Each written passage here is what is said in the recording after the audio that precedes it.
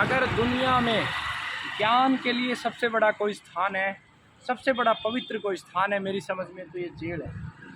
मुझे गर्व है इस बात का कि 2 महीने 3 दिन इस जेल में मैंने समय बिताया और आज इस राष्ट्र को आवश्यकता है, फिर से आवश्यकता है भगत सिंह की, फिर से आवश्यकता है चंद्रशेखर आज़ाद की, फिर से आवश्यकता है नेताजी सुभाष चंद्र बोस की, फिर से आवश्यकता है महाराणा प्रताप की। आज अन्याय अत्याचार के खिलाफ चरम सीमा पर पिछले 2.5 वर्षों से संघर्ष चल रहा है मेरे इस सिस्टम के साथ। मुझे जेल डाला गया, प्रताड़ित किया गया, गरीब रोगियों से पैसा लूटा गया और 2.5 वर्ष हो चुके। पुलिस एकमात्र FIR नहीं कर दी, सारे सबूत पुलिस को दिए।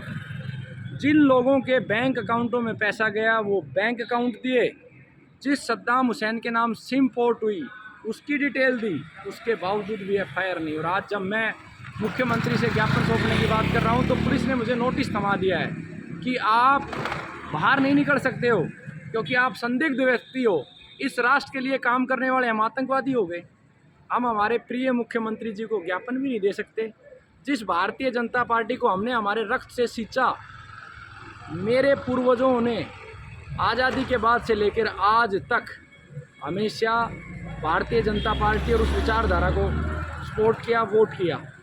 मैंने आज तक बीजेपी के अलावा अपने जीवन में कभी किसी को वोट नहीं डाला और आगे भी जब तक नरेंद्र मोदी जैसा नेतृत्व है, अमित शाह जैसा चाणक्य है, राजनाथ जैसा निर्भीक है और हमारे योगी आदित्यनाथ जैसा शेर है, तब तक बीजेपी को ही वोट देंगे। लेकिन ये प्रशासन आखिर कर क्या रहा है? उस गुरुकुल के खिलाफ षड्यंत्र करके उसे बंद करवा दिया गया। मेरे पे झूठा बलात्कार का आरोप लगा, वो केस मैं जीत चुका हूँ, लेकिन अब तक सद्दाम हुसैन की गिरफ्तारी क्यों नहीं?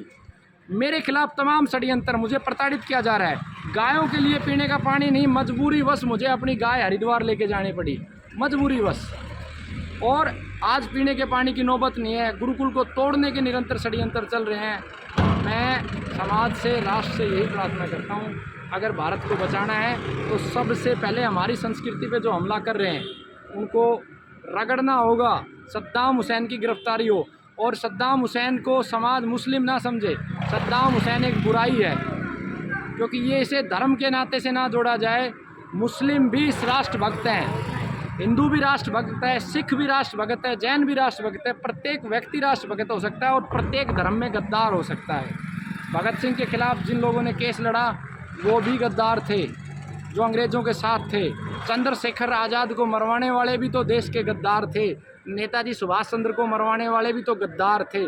इसलिए इस विषय को धर्म जाति से ना जोड़ा जाए, लेकिन सद्दाम हुसैन जो भी है उसे पकड़ा जाए और उस पूरे षड्यंत्र में जो भी लोग शामिल हैं, जिनके अकाउंटों में पैसा गया, पुलिस कह रही है कोई सबूत नहीं है, मैं कहता हूं मुझे पुलिस की अथॉरिटी दो, मैं गिरफ्तार करूंगा। अरे जिन लोगों के बैंक अकाउंट दे दिए, जिनके अकाउंटों में पैसा गया, उन लोगों की गर्दन पकड़े पुलिस, सीधा सीधा सब लोगों का पता चल जाएगा। तो पुलिस प्रशासन पूर्ण रूप से कठपुतली बन गया है। ये बहुत बड़ा षड्यंत्र था, सारे मेडिकल माफिया इसमें मिले हुए थे। और क्योंकि मैंने कैंसर की प्रतियोगिता शुरू करी जो सबको खटकती है, मैंने क्या गलत काम किया, क्यों ये जितने भी 20-20, 30-30, 40 साल पुराने संस्थान, विशेष रूप से आयुर्वेद को मैं कह रहा हूँ क्योंकि एलोपैथी में सच्चाई है, एलोपैथी पूरी साइंटिफिक है और वो साफ साफ बात कहती है कैंसर का इलाज नहीं है, इतने दिन कीमो के बाद असर आएगा। सबसे ज़्यादा भ्रमित आयुर्वेद करता है इस समय, झूठ बोलते हैं 20 दिन में कैंसर ठीक, एक झाड़े में ठीक। तो वो लोग अपना डाटा तो दें, कितने रोगी आखिर तक ठीक किए, ये हमें साफ साफ पता है। भी एलोपैथी में कीमो के नुकसान है, साइड इफ़ेक्ट है, बचने की इतनी पॉसिबिलिटी है। लेकिन आयुर्वेद, यूनानी, सिद्धा, इनमें क्या, इनमें तो हर तीसरा व्यक्ति कैंसर का वैद्य बन गया है, 20 दिन में ठीक कर रहा है। तो मेरी सरकार से ये मांग है कि ये प्रतियोगिता जारी रहे। मुझे फिर से धमकियाँ दे रहे हैं गिरफ्तारी के लिए, और कानून बने, चिकित्सा में विज्ञापन की समाप्ति हो।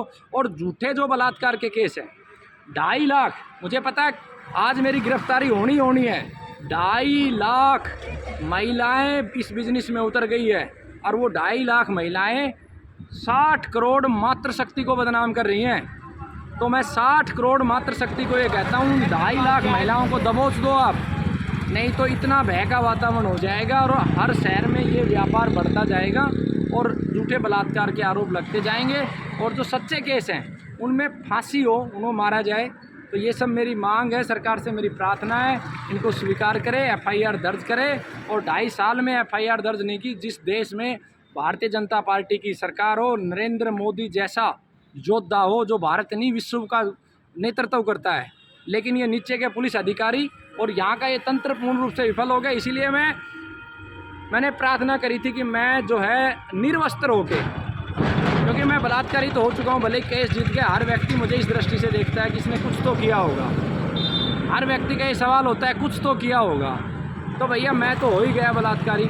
इसलिए मेरी प्रार्थना ये है कि भाई सरकार इस पे संज्ञान ले और जल्द से जल्द एफआईआर करें, उनको गिरफ्तार करें। भले आज मुझे गिरफ्तार करो, कल करो। मैं नायब सैनी जी का भी धन्यवाद करता हूँ, लेकिन पुनः प्रार्थना, नायब सैनी जी, आप जैसा नेतृत्व हरियाणा में कोई दे नहीं सकता है। मुझे आपसे मिलने